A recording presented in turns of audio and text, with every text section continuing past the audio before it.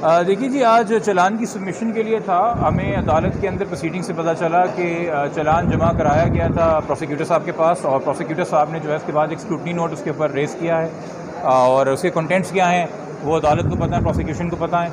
اور اس scrutiny note کی compliance میں جو ہے وہ کوئی پارشل کمپلائنس ہوئی ہے، اور پارشل جو میں نے پروسیکیوٹر صاحب نے عدالت کو بتایا کہ کچھ کویسچنز یا مزید کامنٹس پولیس نے اپنی طرف سے شاید کیوری ریز کی سمجھنے کے لیے، تو اس کو کنکلوڈ کرنا ہے پروسیکیوشن نے، تو اس کے لیے انہوں نے ٹائم مانگا ہے، اور 16 تاریخ اس کے اندر ہوئی ہے. جہاں تک ملاقات کی درخواست ہے جو آج ہم نے موصول کی ہے کہ جی ملزم کی ملاقات کرنے دی جائے بچی سے، اس میں نے عدالت کو بتایا کہ گزرے کل کے اندر ایک پٹیشن فائل ہوئی ہے جس میں آلریڈی یہ بات کہ کیا اکیوز مل سکتا ہے بچی سے کہ نہیں جب تک ٹرائل نہیں ختم ہوتا، چونکہ اس سے گواہوں کے اوپر ایک فرق پڑ سکتا ہے، انڈر انفلوئنس وہ آ سکتے ہیں. تو ہائی کورٹ نے آلریڈی اس پہ نوٹس کیا ہوا ہے ملزم کو، سب لوگوں کو 18 تاریخ کے لیے. تو بہتر ہے کہ ہائی کورٹ اس پہ فیصلہ کر لے، پھر اس پہ کوئی مزید کارروائی ہو.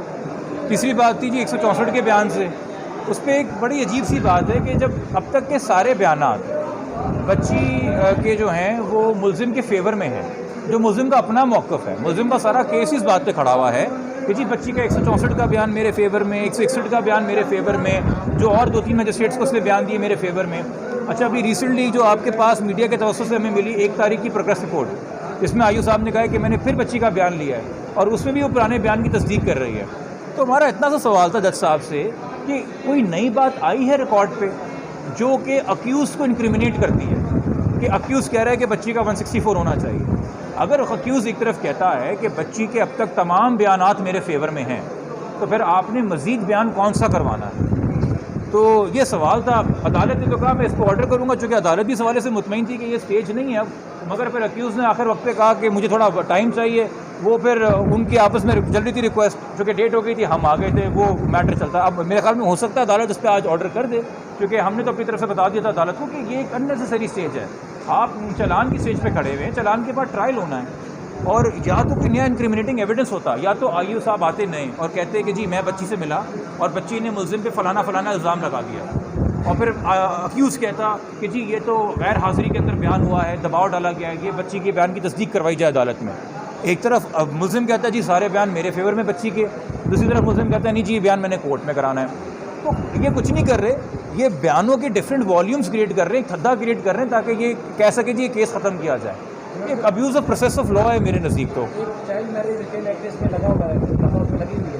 اس دوران کیا ملزم کو ملنے کی اجازت ہے؟ اگر وہ مل بھی جاتی تو پھر چائلڈ میرج کرانے کی دفعہ کیا ضرورت ہے؟ دیکھیں، Sindh honourable Sindh high court نے آلریڈی کیس کے اندر سی پی میں 2 سال پہلے یہ ایک پریسیڈنٹ قائم کیا تھا کہ صرف اس کیس میں نہیں، اس کو ریپیٹ بھی کیا گیا 2-3 اور کیسز میں کہ اور اس کے بعد سنگل بینچ کے اندر بھی یہ اور ریپیٹ ہوئی چیزیں 491 میں ایک اور کیس میں بھی کہ جی during the pendency of the trial ملاقات نہ کرنی دی جائے نا، جو کہ ایک جگہ ایک ملزم ہے، ایک جگہ ایک پرائمری گواہ ہے، پھر ٹرائل کا فائدہ نہیں ہے.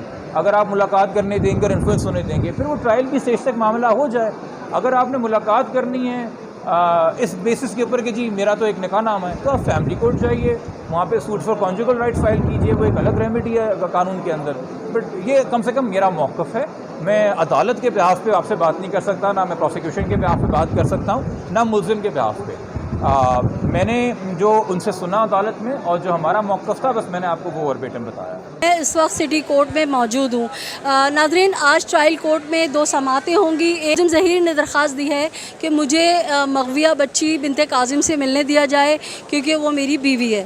تو ناظرین، آج دونوں طرف کی جو وکلا ہیں وہ آرگومنٹس دیں گے، اور جج صاحب جو ہیں وہ دونوں طرف کے بیانات سن کے، فیملی ممبرس کے بیانات سن کے اس کے بعد فیصلہ کریں گے کہ آیا ملزم ظہیر کو اس مغویہ بچی سے ملنے دیا جائے یا نہ دیا جائے. اور دوسرا ناظرین، میں آپ کو بتاتی چلوں کہ آج آئی او سعید صاحب نے جو ہے وہ چالان جمع کرا دیا ہے، جس میں انہوں نے انتہائی خطرناک جو دفعات تھیں ان کو نکال کے، جو کہ حق کی بنیاد پہ پہلے دن کی تفتیش سے لگائی گئی تھی، چل رہی تھی، لیکن انہوں نے ملزم کو فائدہ پہنچانے کے لیے کافی ساری دفعات نکال دی ہیں. لیکن اس کے باوجود ایک دفعہ اس کے اندر موجود ہے جس کے تحت انہوں نے کہا ہے کہ یہ کم سنی کی شادی ہے، بچی مائنر ہے، اور اس کے تحت بھی ملزم ظہیر کے اوپر 2 ایسی دفعات ہیں हैं कि जिससे कहा यह जा रहा है, माहिरीन कानून ये कह रहे हैं कि मुलजिम ने जो जितना बड़ा जुर्म, घिनौना जुर्म किया है, इन 2 दफ़ात के होते हुए भी मुश्किल है कि वो कानून की पकड़ से बच सके। तो नादरीन, अभी यहाँ पे समाअत के लिए दोनों जानिब के वकला आएंगे और आफ्ताब बोगियो साहब की कमरे अदालत में जो है वो समाअत होगी और देखते हैं कि जो भी क्या फ़ैसला होता है, और हम आपको जो भी फ़ैसला होगा, जो भी अपडेट होगी, उससे आगाह करते रहेंगे। अपने अतराफ़ में बसने वालों का बहुत ख्याल रखिए। इजाज़त दीजिए अपनी होस्ट सैयदा नजम ज़हरा को। अल्लाह निगहबान।